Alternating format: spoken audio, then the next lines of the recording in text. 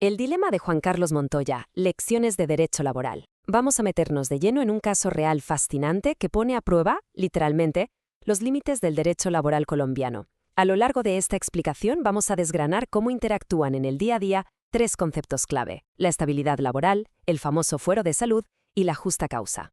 Y aquí está la gran pregunta que va a guiar todo nuestro análisis. ¿Puede una protección médica blindar a un empleado frente a sus propios actos ilícitos? Imaginemos la situación por un momento. Tenemos a un trabajador con un historial impecable que, de repente, se enfrenta a un problema de salud y asume que eso le otorga una especie de escudo protector absoluto, como si se volviera intocable. Pero claro, ¿dónde está el límite realmente? ¿Qué pasa exactamente cuando esa lealtad se rompe por completo? Para entenderlo mejor, pongámosle cara a nuestro protagonista, Juan Carlos Montoya Restrepo, supervisor de logística en Transportes del Valle. Durante 6 años, este hombre era el orgullo de su familia en Cali.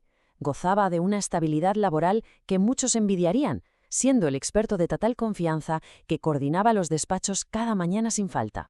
Vale, vamos a desglosar esto un poco. La base de su éxito era un contrato que cumplía la ley a rajatabla, apoyándose en los 3 pilares del artículo 23 del Código Sustantivo del Trabajo. Hablamos de prestación personal, es decir, su trabajo era insustituible, subordinación a la gerencia y, por supuesto, una remuneración.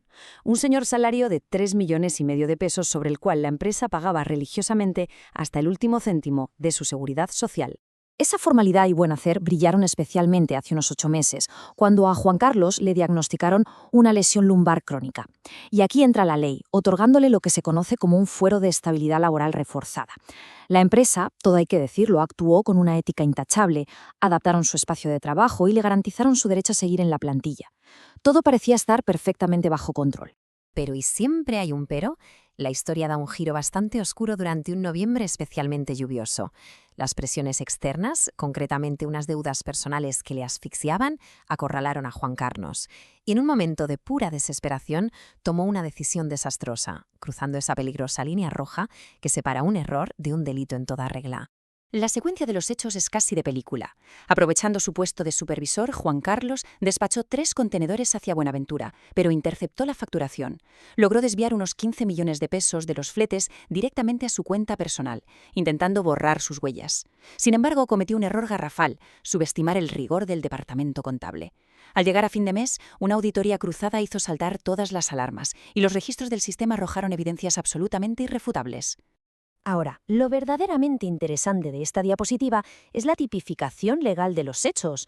No estamos hablando de un simple descuido administrativo. Esto constituye una falta gravísima, recogida tal cual en el artículo 62 del Código Sustantivo del Trabajo. El problema es que Juan Carlos, escudándose en su lesión lumbar y en ese fuero de salud del que hablábamos antes, llegó a pensar que su condición médica le hacía, literalmente, intocable. Pero ojo, porque la empresa no cayó en la trampa de un despido ilegal acelerado. Para nada. Siguieron en debido proceso disciplinario impecable, emitieron una citación formal y realizaron la audiencia de descargos.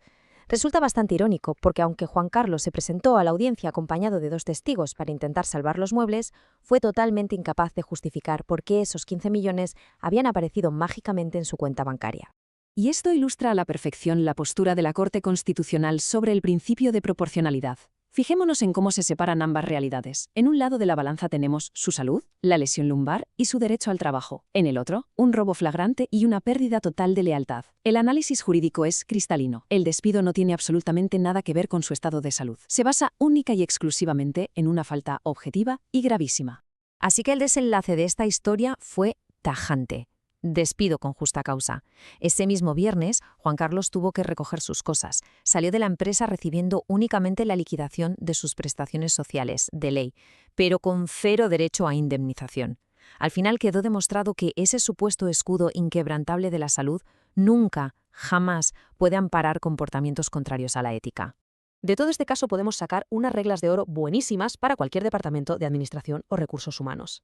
Para evitar riesgos legales, primero, hay que garantizar siempre un debido proceso disciplinario, sin atajos. Segundo, documentar todas las pruebas de forma superobjetiva mediante auditorías. Y tercero, saber desligar completamente las condiciones médicas de las infracciones éticas. Repetimos, un fuero de salud no es una carta blanca para cometer fraudes. Para concluir, este análisis nos deja mucha tela que cortar. Sí, la estabilidad laboral protege a quien trabaja, por supuesto, pero todo el sistema se sostiene sobre un pilar fundamental: la buena fe. Viendo desenlaces como este, la pregunta que nos queda en el aire a todos los profesionales es: ¿cómo podemos construir entornos de trabajo donde se garantice ese delicadísimo equilibrio entre proteger a capa y espada los derechos laborales y al mismo tiempo exigir una lealtad ética inquebrantable? Ahí queda la reflexión.